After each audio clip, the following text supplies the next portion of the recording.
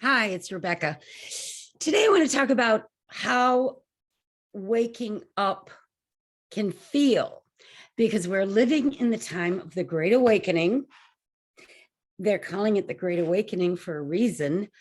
More and more people are being in situations, put in situations, finding themselves in situations where they have to make a choice.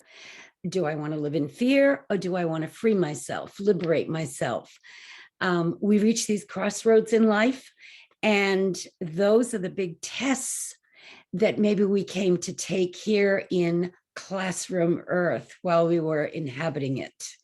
Because they say, even before we come here, we set up certain circumstances, even though we have free will within those circumstances, but we kind of set up main events that we're going to be dealing with so that we can test ourselves to see whether or not we can take it up a notch. Well, I've told you the stories before in the 60s when I became a stewardess, 1967 to be exact, which was a very interesting time in the United States and in the world. There was a lot of talk about all sorts of interesting things relating to the mind, consciousness, spirituality. A lot of people were dropping acid to expand their consciousness. I never did that. I'm too protective of my mind. So I never did that. But I did live with hippies in Greenwich Village and then San Francisco. And I knew what was going on in that realm of alternative thinking big time. And I was very, very interested in it because I like to check out things that are unusual. I was motivated to become a stewardess in the 60s because there were 3 UFOs, saucer-shaped ones, hovering over my head in about 1966. Perfect saucers. To me, they looked like they were from another world. Now, maybe they weren't. Maybe they were made right here in America, but I don't know. They were certainly very mysterious. The way they did their little right angle turns, didn't make any noise, blinked on and off, showed me that they were saucers with domes on top right above my head, and then whipped back out to sea on the Atlantic coast. It was a very, very enlightening experience. It was actually life-changing because it opened my thought. Well, when I started flying, I met a man who taught me how to use creative visualization. I figured out this stuff works. And this is one of the reasons I think it's hard for people to wake up.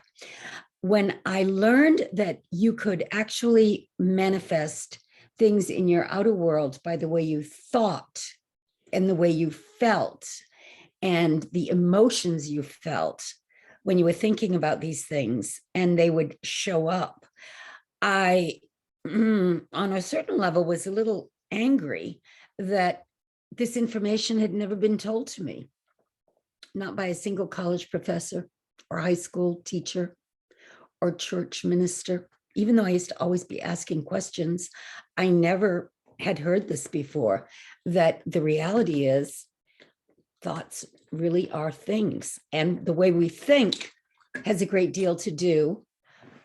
In fact, it has everything to do with our outer experience. And I had to learn that on my own. So I started studying a lot of books about it. Well, as I moved along into my mid-20s, I needed a spiritual healing. Now, I could figure out that you could do things to the outer world, impact it with your thoughts, make things happen, attract things that you desired, but I couldn't figure out how you could possibly change the cells in your body by changing your thought, or how you did it. What was the secret? So I went to a very experienced healer, and just like that, she woke me up. And I would even go so far as to say the scales fell off my eyes, because, when I'd be talking to a passenger sometimes, and we'd get kind of close when we were talking, the passenger could see that there was this fleck in the cornea of my right eye. And it was very noticeable. It was kind of like I have brown eyes, and the speck was brown, but it was definitely different from the rest of the cornea. when I had this spiritual healing and I went home and I looked in the mirror, it was gone. The scales fell from my eyes. And in fact, every cell in my body was different. Now, how did this happen? It happened because I desired it. I wanted to be healed. I didn't want to have the dire consequences that the doctor was proposing, surgery or death. I desired it in a big way because I was only in my 20s. I felt like I had a lot of living to do, even though he told me I'd be dead by the time I was 40. So very, very strong desire for this to happen. Plus, I had a very open mind because I had already heard stories of people that had been healed of dire situations. And because I had already seen the power of the mind to, in fact, change circumstances and attract and help me along those lines, I was open to it. I was open to the suggestion, the idea, the belief, the trust that God could heal me. And he did. You know what? After that experience, never had a fear of my body again. In fact, I'm going to do a course on the secrets of spiritual healing because there are a lot of secrets that you need to kind of dig into, but they're not really hidden. They've been written about ever since the beginning of mankind, I'm sure. There have always been healers, shamans, medicine men, spiritual healers. Jesus was a healer. Jesus tried to tell people how to heal. It's not about anything other than your consciousness.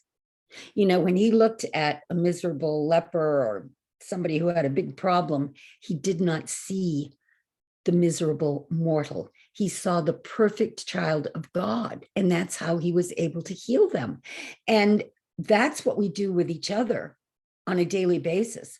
Whatever thoughts we're holding for our brothers and sisters and the way we think about them has an impact on them because thoughts are very powerful and we're all connected energetically.